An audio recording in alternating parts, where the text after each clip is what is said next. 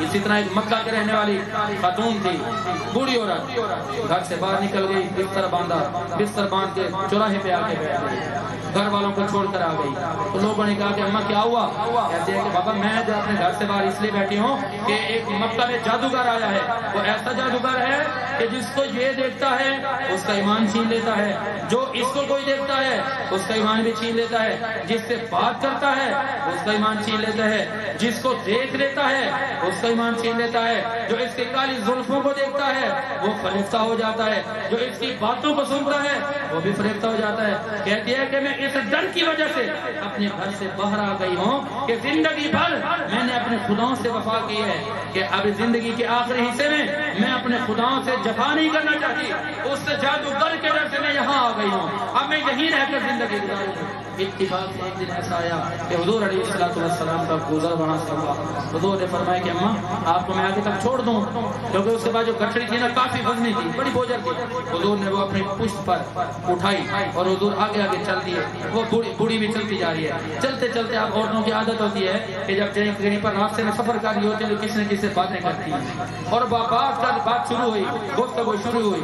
حضور سے بات کرتے کرتے حضور نے فرمایا کہ اماں یہ تو بتاؤ کہ اتنا بوجھل سامان لے کر کہاں جا رہی ہے؟ آخر وجہ کیا ہے جانے کی؟ کہتی ہے کہ بس بیٹا کیا بتاؤں، حالات بڑے خراب ہیں، میں نے تو گھر بھی چھوڑ دیا، وطن بھی چھوڑ دیا، ہر چھوڑ دیا۔ حضور نے فرمایا کہ آخر وجہ کیا ہے ماں؟ کہتی ہے کہ وجہ یہ ہے کہ مکہ کے اندر ایک ایسا جادوگر انسان آیا ہے کہ باتیں کرتا ہے لوگوں کا دل چھین لیتا ہے، اور کسی کو دیکھتا ہے تو دل چھین لیتا ہے۔ جب حضور سنتے رہے مسکراتے رہے، سنتے رہے مسکراتے رہے۔ اگر چلتے چلتے جب منزل قریب آ گئی نا تو حضور نے اس کی گٹھڑی اتاری اور واپس آ گئی۔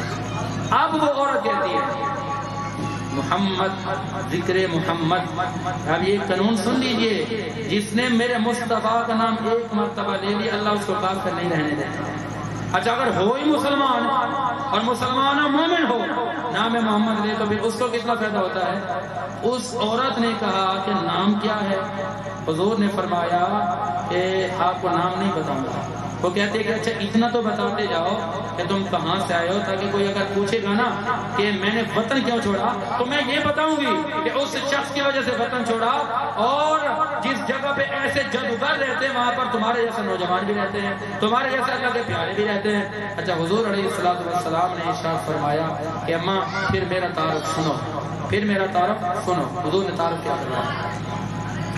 امام الانبیاء نبی پاک علیہ السلام نے قرآن کریم کی آیت کریمہ فرمائی، آپ نے فرمایا انا محمد رسول اللہ یا ایھا النبی انا ارسلناک شاہدا۔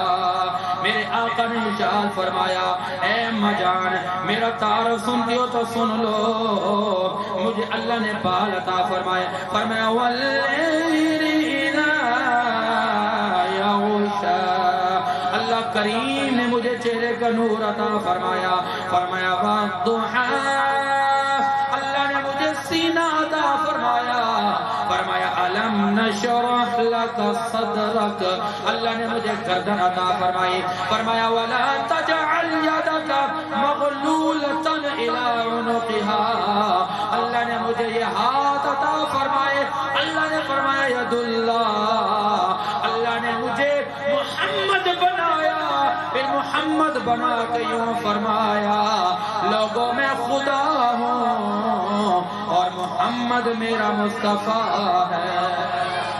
میرے آقا نے فرمایا کہ لوگ مجھے محمد کہتے ہیں، وہ عورت یہ کہتی ہے کہ اے محمد مصطفیٰ، جس محمد کے در کے مارے میں نے وطن چھوڑا، آج مصطفیٰ کا چہرہ دیکھا، مصطفیٰ کا جادو مجھ پہ بھی چل گیا۔ کہتے ہیں کہ آپ کا جادو مجھ پہ چل گیا ہے۔ اچھا حضور نے فرمایا جادو چل گیا؟ کہتے ہیں کہ بس اب کلمہ پڑھا، کلمہ پڑھایا۔ اچھا علماء لکھتے ہیں کہ پھر اس کی اتنی زندگی لمبی بھی نہیں ہوئی، کلمہ پڑھا مر گئی۔ اب حضور علیہ السلام نے کیا فرمایا؟ اور میں نے کہا تھا نا کہ محمد رسول اللہ، ہمیں اللہ نے وہ نبی عطا کیا ہے کہ جس محمد کا نام لینے سے اللہ گناہوں کو ہے اس نے نام محمد لیا، کوئی عبادت نہیں زیادہ، کوئی عادت نہیں ہے، شراب کچھ بھی نہیں ہے۔ اس کے بعد علماء نے لکھا کہ وہ جو خاتون تھی، وہ عورت تھی، اس کا انتقال ہوا، حضور نے پھر اس کے لیے بخشش کا فرمایا، ایک سند جاری کی۔ حضور نے فرمایا مجھے محمد کہتے ہیں، اور جو مجھے محمد ایک مرتبہ کہتے ہیں اللہ اس کو جنت میں داخل فرماتا ہے۔ جو ایک مرتبہ محمد کہتا ہے، ایک مرتبہ محمد کہتا ہے، فرمایا کہ کوئی اس چیز کی قید نہیں ہے میرا امتی ہو یا دیگر انبیاء کا امتی ہو، جس نے بھی حضور کا نام لیا، حضور کو محمد کہتا ہے، پکارا، نام محمد چنا، اللہ نے اس کی مغفرت فرما دی۔